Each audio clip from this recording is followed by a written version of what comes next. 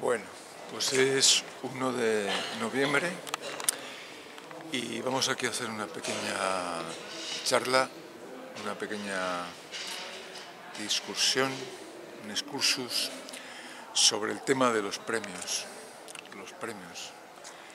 Cuando pensamos en la gente que estuvo aquí, como a veces he dicho, en los andamios, moviendo pues las piedras, etcétera, vemos que ya no aparece pues ninguno de sus nombres, no sabemos quiénes fueron, ¿no?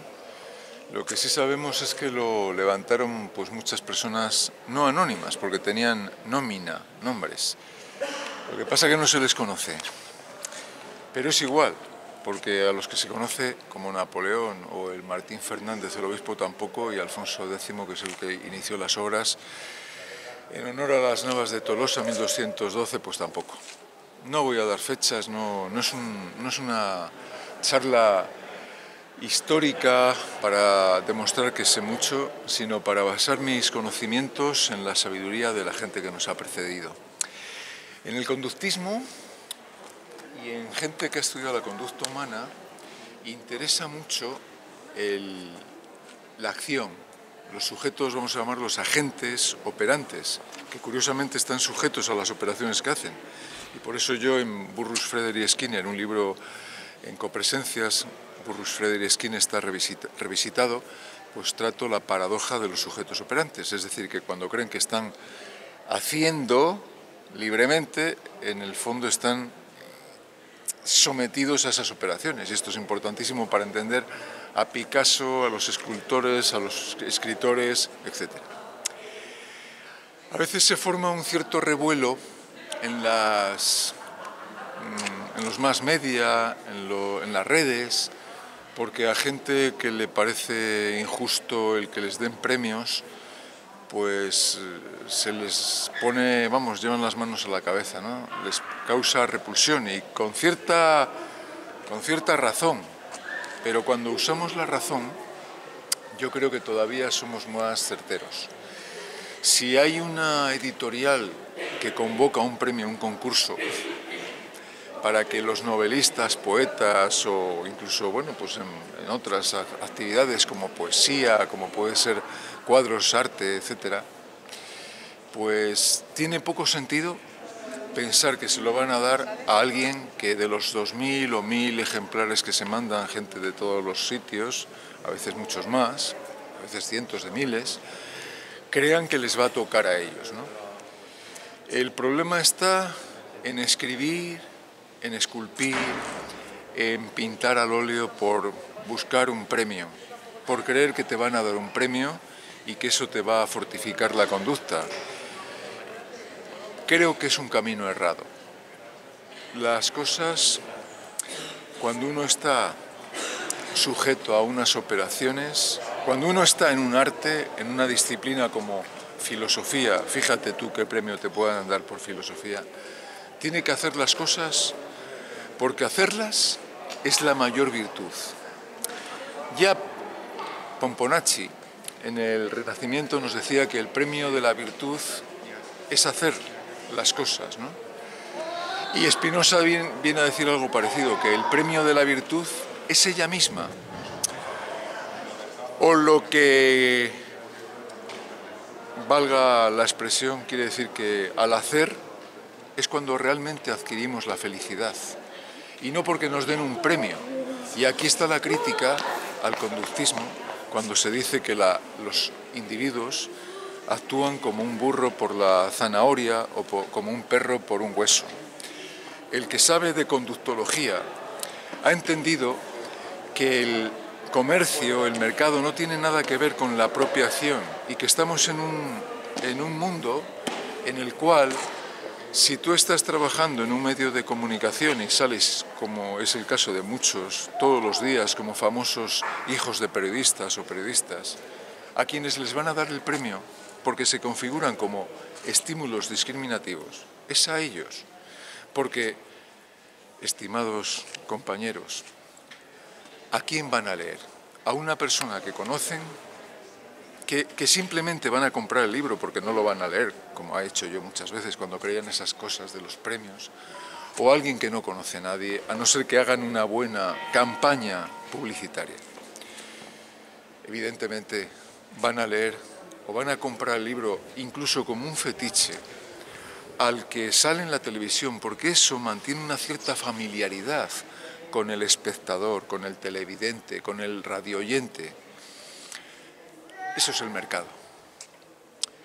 Creo entonces que hay una gran diferencia entre actuar porque tenemos en visos o a la expectativa un premio, de actuar porque al hacerlo eso es realmente fortificante y ahí el valor del refuerzo. El problema tal vez está en que las instituciones en el campo de la educación, de la medicina, de los servicios públicos, no recompensan bien a sus laborales, a sus trabajadores. Y entonces, claro, se tienen que buscar la vida pues en premios que no tienen ningún fundamento más que, bueno, pues la flor de un día, ¿no? Y esta es la cuestión. Cuando hacemos las cosas, hemos de hacerlas porque al hacerlas, eso no es que dé sentido a nuestra vida. Nosotros no buscamos el sentido como un existencialista desesperado.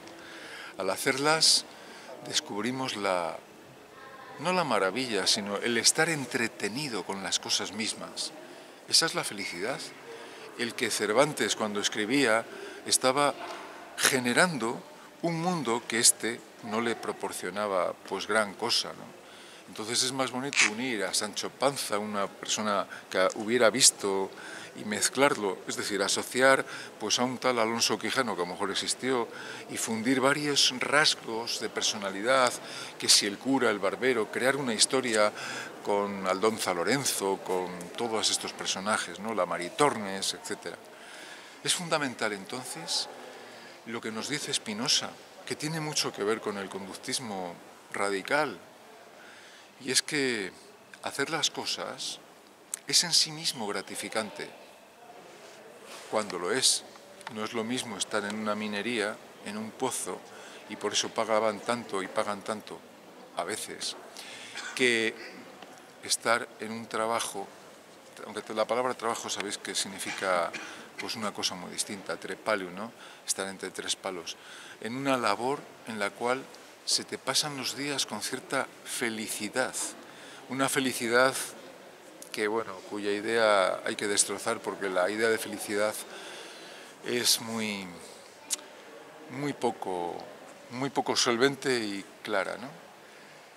En resumen, que cuando vemos toda la gente que estuvo aquí, posiblemente muchos de ellos, vidrieros, los maestros canteros que ahora ya no están aquí, los que hacían los planos, pues han pasado a mejor vida, pero a lo mejor algunos de ellos fueron mucho más virtuosos que los grandes hombres, protohombres, porque pasaban el día. Y hay la admiración que nos causa ciertas formas de labor, oficios, talleres, cuando el zapatero, cuando el agricultor, el campesino, está labrando las tierras o está recogiendo las uvas y ve que esa actitud es algo virtuoso. Así que en este 1 de noviembre pues solo nos queda pensar en la gente que hace cosas y al hacerlas aumenta su potencia de obrar y se deja las pasiones tristes, a pesar de cómo es la vida, que no es el momento ahora de hablarlo, la vida en abstracto, y está actuando. Por eso no es mala tarea que cuando alguien pues tiene tiempo, si no es un esclavo, aunque todos lo somos, pues adquiera un horario, una jornada de oficio, se deje de estar en la cama vagabundeando o vagando y haga una labor. Eso lo decía hasta Escotado, ¿no? Que el estudio para él era una de las labores más edificantes. Pues no otra cosa quiero decir, que solo nos podemos ver reforzados nuestras conductas cuando hacemos cosas, ya no digo creativas, ¿no? Pero incluso el que hace un cuadro, aunque sea muy vulgar, tiene muchísima potencia al hacerlo. Así que hasta la vista.